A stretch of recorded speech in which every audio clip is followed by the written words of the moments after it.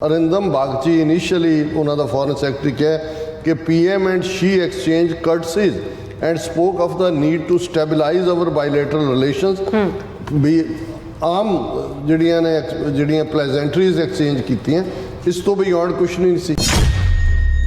G20 ਦਾ ਪਿਛਲਾ ਜਿਹੜਾ ਇਹਨਾਂ ਦੀ ਸਮਿਟ ਹੋਈ ਸੀ ਉਹ ਬਾਲੀ 'ਚ ਹੋਈ ਸੀ, ਉਹਨਾਂ ਦਾ ਆਈਲੈਂਡ ਹੈ ਇੰਡੋਨੇਸ਼ੀਆ ਦਾ। ਤੇ ਉਹਨੇ ਸ਼ੀ ਜਿਨਪਿੰਗ ਨੇ ਕਿਹਾ ਕਿ ਜੀ ਪਿਛਲੀ ਦੇ ਵੇਲੇ ਮੋਦੀ ਨੇ ਨਾਲ ਸਾਡੀ ਜਿਹੜੀ ਗੱਲਬਾਤ ਹੋਈ ਤੇ ਮੋਦੀ ਨੇ ਤਾਂ ਇਹ ਕਿਹਾ ਸੀ ਵੀ ਅਸੀਂ ਜਿਹੜਾ ਨਾਰਮਲ ਕਰਨ ਲਈ ਹਾਲਾਤ ਅੱਗੇ ਗੱਲਬਾਤ ਨੂੰ ਤੋਰਾਂਗੇ।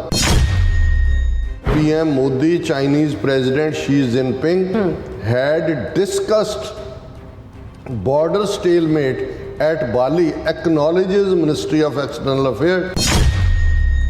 उन्हें वुशु कोई गेम है इन्हों की मार्शल आर्ट है। अरुणाचल के 3 खिडारियों ने जाना सी तो उन्होंने नॉर्मल वीज़ा नहीं दिता, स्टेपल्ड वीज़ा दिता है। सो इसका मतलब है भी चाइना भी जे ये डबल पासे खेड रहे हैं, डबल एजेंट बने हुए हैं अमरीका नाल भी तो इधर भी, तो चाइना भी इन्हों अखां दिखा रहा है।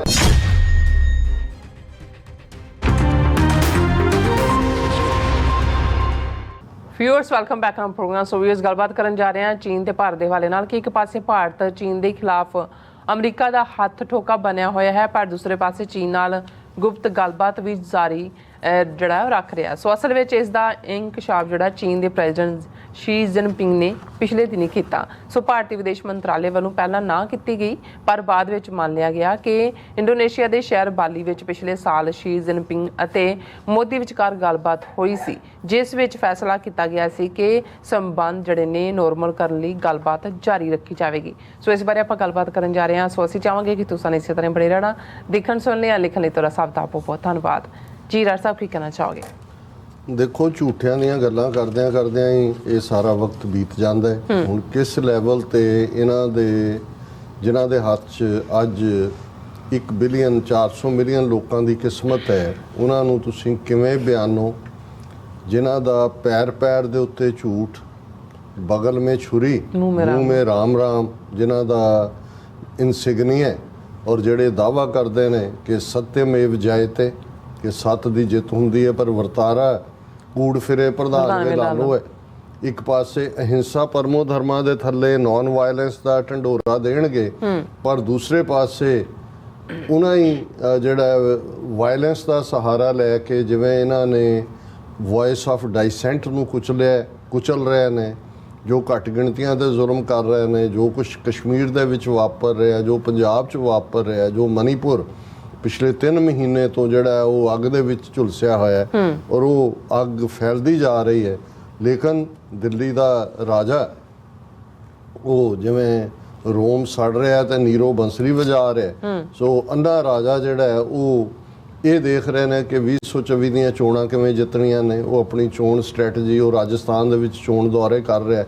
मोदी ने कल दा उत्थे गया और पार्लीमेंट च खलो के वो 2 मिनट भी बोलण लई तैयार नहीं है मणिपुर च की है। हुण जे तुसीं मोदी राज दियां फेलियर्स देखो सैकंड टर्म दियां, पहले दियां तां असीं कल भी जिक्र कीता सी कि भी बिल्कुल कलैप्स सी, लोगों ने उन्होंने वोट आउट कर देना सी, पर किवें उन्होंने पुलवामा दी नौटंकी की, उहदे नाल फिर बालाकोट का ड्रामा किया, किवें वो सौदा अपने लोगों नूं वेचिया और वो दोबारा भी वेच रहे हैं।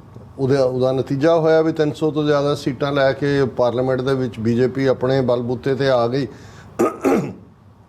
ਹੁਣ ਵੀ ਕੱਲ ਰਾਜਨਾਥ ਸਿੰਘ ਨੇ ਉਹਨਾਂ ਦੇ डिफेंस मिनिस्टर ने उत्थे कारगिल च खलो के जिहड़ा वो लद्दाख च खलो के कारगिल वॉर की गल करदे आ कहा कि जी असी पहला भी LOC क्रॉस की सी, हुण असी फिर करांगे, असी कर सकते हैं, असी पोलिटिकल विल दिखाई है, असी जो मर्जी चाहिए कर सकते। हालांकि अज पाकिस्तान ने 24 घंटे बाद ऑफिशियल प्रोटेस्ट किया। हालांकि असी कल के सैगमेंट च ये कहा कि भी ये किहड़े पासे नूं ये 2024 दीयां चोणां जितण दे लई इन्हां दी कोई होर नटंकी भी हो सकती है। पाकिस्तान नूं असीं खबरदार किया, चलो चंगी गल है, भावें उन्होंने सिंबॉलिक ही उहदा विरोध किया, लेकिन इस सब दे चलदे जिहड़ी दूसरी टर्म की सब तो वड्डी फेलियर मोदी की चाइना के मामले च असीं उस कहानी नूं कितनी वारी 2020 गलवान वैली जिहदे च 20 इन्हां दे फौजी मारे जांदे ने 15 ਦੇ ਕਰੀਬ ਜਿਨ੍ਹਾਂ 'ਚ ਮੇਜਰ ਲੈਫਟੀਨੈਂਟ ਕਰਨਲ ਦੇ ਨੇ ਜਿਹੜੇ ਪ੍ਰਿਜ਼ਨਰ ਆਫ ਵਾਰ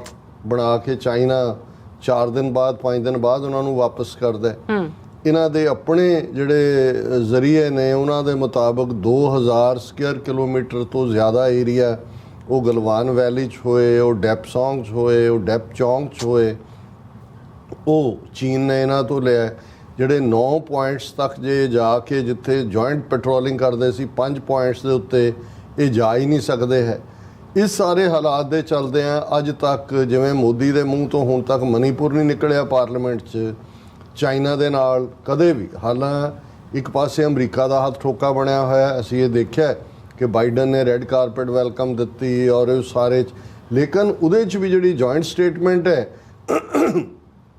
ਉਹਦੇ 'ਚ ਚੀਨ ਲਫ਼ਜ਼ ਨਹੀਂ ਹੈ। ਹੁਣ ਇਹ ਵਿਦਨ ਕੰਟਰੀ ਵੀ ਉਹਨਾਂ ਦਾ ਸੁਬਰਾਮਨੀਅਮ ਸਵਾਮੀ ਵਰਗਾ ਜਿਹੜਾ RSS ਦਾ ਆਈਡੀਆਲੋਗ ਆ ਉਹਨਾਂ ਨੂੰ ਪੁੱਛਦਾ ਹੈ ਕਿ ਹਜ਼ਾਰਾਂ ਸਕੁਅਰ ਕਿਲੋਮੀਟਰ ਜ਼ਮੀਨ ਚੀਨ ਨੂੰ ਦੇ ਹਵਾਲੇ ਕਰ ਦਿੱਤੀ ਔਰ ਇਹ ਕਿਸ ਕਿਸਮ ਦਾ ਪ੍ਰਾਈਮ ਮਿਨਿਸਟਰ ਹੈ ਜਿਹੜਾ ਈਵਨ ਮੂੰਹੋਂ ਗੱਲ ਕੱਢਣ ਨੂੰ ਤਿਆਰ ਨਹੀਂ। ਅੱਛਾ, ਹਾਲਾਂ ਵਿਦਨ ਕੰਟਰੀ ਇਹ ਡਰਾਮਾ ਕਰਨ ਦੀ ਕੋਸ਼ਿਸ਼ ਕੀਤੀ ਗਈ ਕਿ ਅਸੀਂ ਚਾਈਨਾ ਦੇ ਨਾਲ ਸੰਬੰਧ ਜਿਹੜਾ ਹੁਣ ਨਾਰਮਲ ਨਹੀਂ ਰਹਿਣਗੇ। ਕਿੰਨੀਆਂ ਉਹਨਾਂ ਨੇ ਜਿਹੜਾ ਸੀ ਕਿ ਜੀ ਅਸੀਂ ਉਹਨਾਂ ਦੀਆਂ ਇੰਨੀਆਂ ਐਪਸ ਜਿਹੜੀਆਂ ਨੇ ਉਹ ਉਹਨਾਂ 'ਤੇ ਪਾਬੰਦੀ ਲਾ ਦਿੱਤੀ ਹੈ। ਉਹਨੇ 200 ਚਾਈਨੀਜ਼ ਐਪ ਇਨਕਲੂਡਿੰਗ ਟਿਕਟੌਕ ਇਸ 'ਤੇ ਪਾਬੰਦੀ ਹੈ। ਪਰ ਹਕੀਕਤ ਜਿਹੜੀ ਹੈ ਉਹ ਇਸ ਦੇ ਬਿਲਕੁਲ ਉਲਟ ਹੈ। ਹੁਣ ਹਕੀਕਤ 'ਚ ਅਸੀਂ ਦੇਖਦੇ ਹਾਂ ਕਿ ਇੱਕ ਪਾਸੇ ਜਿਹੜਾ ਉਹਨਾਂ ਦਾ ਮਿਨਿਸਟਰ ਆਫ ਸਟੇਟ ਹੈ ਉਹ electronics and IT Rajeev Chandra Shekhar ਉਹ ਬ੍ਰਿਟਿਸ਼ ਨਿਊਜ਼ਪੇਪਰ ਨੂੰ ਕਹਿੰਦਾ ਹੈ ਤੇ ਕਿ government welcomed investment from China, trade with China boomed to record levels in 2020 and 2021, led by imports of Chinese machinery, while at the same time government has banned more than 200 Chinese apps including TikTok. ਕਿ ਵੀ ਇੱਕ ਪਾਸੇ ਤੁਸੀਂ ਕਹਿ ਰਹੇ ਹੋ ਜੀ ਅਸੀਂ ban ਕਰ ਰਹੇ ਹਾਂ 2020 ਤੋਂ ਬਾਅਦ 2021 ਚ ਵੀ ਵਪਾਰ ਵਧਿਆ ਹੁਣ ਤਾਂ 100 ਬਿਲੀਅਨ ਨੂੰ ਕ੍ਰਾਸ ਕਰ ਗਿਆ ਔਰ ਇਹ ਸਾਰਾ ਚੱਲ ਕੀ ਰਿਹਾ। ਉਹਨਾਂ ਨੇ ਕਿਹਾ ਕਿ ਵੀ ਇੱਕ ਪਾਸੇ 18 ਰਾਊਂਡ ਗੱਲਬਾਤ ਦੇ ਹੋਏ ਜਿਹੜੇ 'ਚ LAC ਸਿਚੁਏਸ਼ਨ ਦੇ ਉੱਤੇ, ਲੇਕਿਨ ਡੈਮਚੌਕ ਔਰ ਡੈਪਸੋਂਗ ਦੇ ਵਿੱਚ ਹਾਲਾਤ ਉਹੀ ਬਣੇ ਹੋਏ ਨੇ ਔਰ ਬਾਕੀ ਥਾਵਾਂ ਦੇ ਉੱਤੇ ਵੀ ਕੋਈ ਪ੍ਰੋਗਰੈਸ ਨਹੀਂ ਹੋਈ।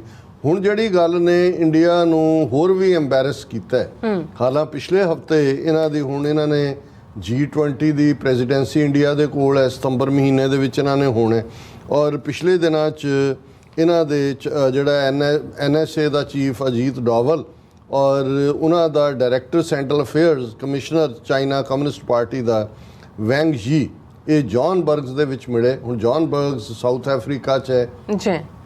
ਇੰਡੀਆ ਔਰ ਚਾਈਨਾ ਦਾ ਬ੍ਰਿਕਸ ਦੇ ਵਿੱਚ ਵੀ ਇੱਕੋ ਫੋਰਮ 'ਚ ਜਿਹਦੇ 'ਚ Brazil, Russia, India, China, south Africa ਔਰ ਜੋਹਨਬਰਗਸ ਦੀ ਮੀਟਿੰਗ ਦੇ ਵੇਲੇ ਇਹਨੇ ਕਿਹਾ ਅਜੀਤ ਡੋਵਲ ਨੇ ਬਾਅਦ 'ਚ ਆਪਣੇ ਲੋਕਾਂ ਦੀ ਕੰਜ਼ੰਪਸ਼ਨ ਲਈ ਕਿ ਅਸੀਂ ਚਾਈਨਾ ਨੂੰ ਕਿਹਾ ਕਿ ਜੀ ਜਦੋਂ ਤੱਕ ਇਹ ਬਾਰਡਰ ਦੇ ਉੱਤੇ ਹਾਲਾਤ ਨਾਰਮਲ ਨਹੀਂ ਹੁੰਦੇ ਬਾਕੀ ਨਾਰਮੈਲਸੀ ਨਹੀਂ ਹੋ ਸਕਦੀ।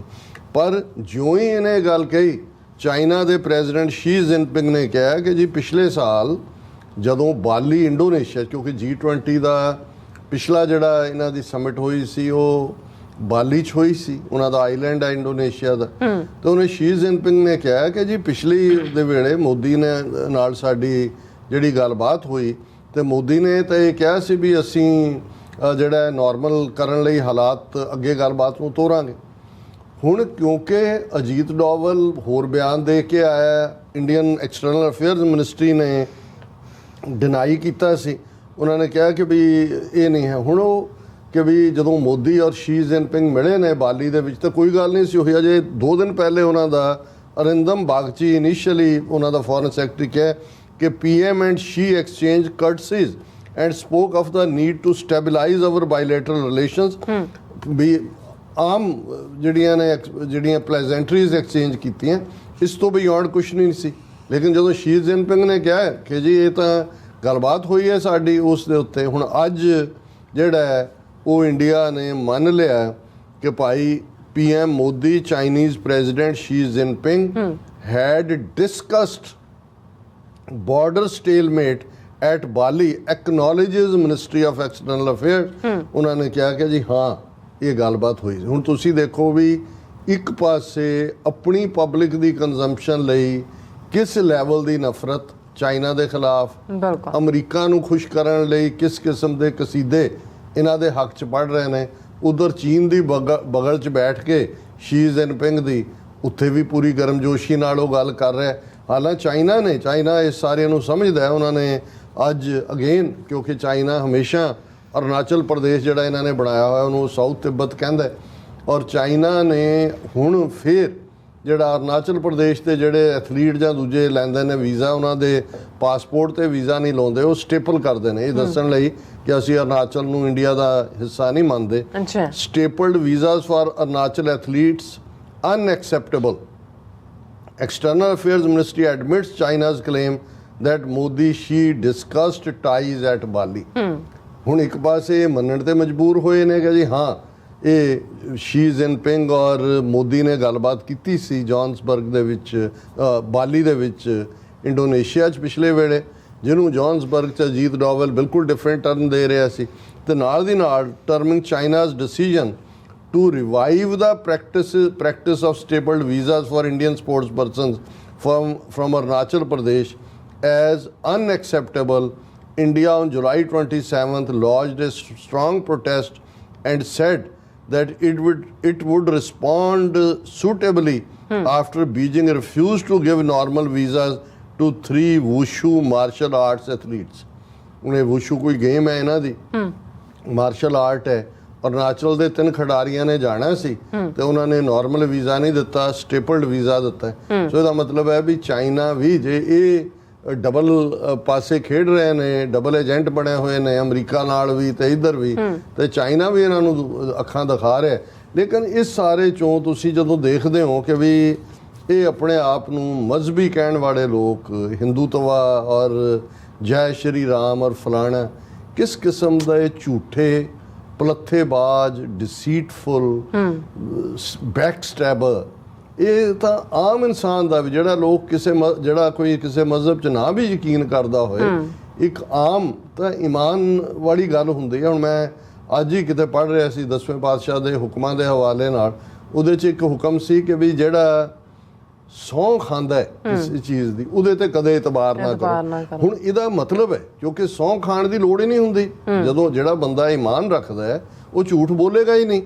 ਤੇ ਜਿਹੜਾ ਕੋਈ ਸਹੁੰ ਖਾ ਕੇ ਕਹਿੰਦਾ ਜੀ ਮੈਂ ਫਲਾਣੇ ਦੀ ਸਹੁੰ, ਮੈਨੂੰ ਰੱਬ ਦੀ ਸਹੁੰ ਜਾਂ ਕੋਈ ਹੋਰ ਸਹੁੰ, ਮਤਲਬ ਉਹ ਝੂਠ ਬੋਲ ਰਿਹਾ, ਵੀ ਉਹਦੇ ਤੇ ਬਿਲਕੁਲ ਇਤਬਾਰ ਨਾ ਕਰੋ। ਤੇ ਇਹ ਤਾਂ ਉਹ ਨੇ ਜਿਹੜੇ ਕਦੇ ਉਹ ਆਟੇ ਦੀਆਂ ਗਾਵਾਂ ਬਣਾ ਕੇ ਤੇ ਗੀਤਾ ਤੇ ਫਲਾਣਾ ਰੱਖ ਕੇ ਸਹੁੰਆਂ ਖਾਣ ਵਾਲੇ। ਔਰ ਅੱਜ ਤੁਸੀਂ ਇਹਨਾਂ ਦਾ ਹਾਲ ਦੇਖੋ, ਹਰ ਫਰੰਟ ਦੇ ਉੱਤੇ, ਪੈਰ ਦੇ ਉੱਤੇ ਝੂਠ ਔਰ ਇਹ ਪਲੱਥੇਬਾਜ਼ੀ ਦੇ ਨਾਲ ਅਸੀਂ ਡੀਲ ਕਰ ਰਹੇ ਹਾਂ। ਐਵੇਂ ਨਹੀਂ ਕਾਇਦੇ ਆਜ਼ਮ ਮੁਹੰਮਦ ਅਲੀ, ਜਿਨ੍ਹਾਂ ਨੇ ਗਾਂਧੀ, ਜਿਹਨੂੰ ਰਾਮ ਰਾਜ ਤੇ ਜਿਹਨੂੰ ਦੇਵਤਾ ਬਣਾਇਆ ਹੋਇਆ, ਉਹਨੇ ਕਿਹਾ ਸੀ whenever Gandhi has come to meet me he has come to cheat me. ਅੱਛਾ, ਕਿ ਵੀ ਡਿਸੀਟਫੁਲ, ਕਪਟੀ। ਸੋ ਜਦੋਂ ਤੱਕ ਅਸੀਂ ਇਹਨਾਂ ਦੇ ਇਸ ਕਰੈਕਟਰ ਨੂੰ ਨਹੀਂ ਸਮਝਾਂਗੇ, ਅਸੀਂ ਇਹਨਾਂ ਤੋਂ ਕੁਝ ਕੱਢ ਨਹੀਂ ਸਕਾਂਗੇ। ਅਦਰਵਾਈਜ਼ ਤਾਂ ਫਿਰ ਇਹਨਾਂ ਤੇ ਕਰੀ ਜਾਓ ਯਕੀਨ, ਤੇ ਫਿਰ ਉਹ ਜਿਹੜਾ ਹੱਥ ਛੁਰੀ ਜਗਤ ਕਸਾਈ, ਇਹਨਾਂ ਦੇ ਨਾਲ ਤੁਸੀਂ ਡੀਲ ਚੋਂ ਕੀ ਕੱਢ ਲਓਗੇ। ਬਿਲਕੁਲ ਜੀ ਡਾਕਟਰ ਸਾਹਿਬ, ਤੁਹਾਡਾ ਬਹੁਤ ਬਹੁਤ ਸ਼ੁਕਰੀਆ। ਸਵਾਗਤ ਹੈ ਲੈਣਾ ਬ੍ਰੇਕ। ਵਿਊਅਰਸ ਤੁਸੀਂ ਇਸੇ ਤਰ੍ਹਾਂ ਬਣੇ ਰਹਿਣਾ, ਮਿਲਦੇ ਹਾਂ ਛੋਟੇ ਜਿਹੇ ਵਕਫੇ ਤੋਂ ਬਾਅਦ।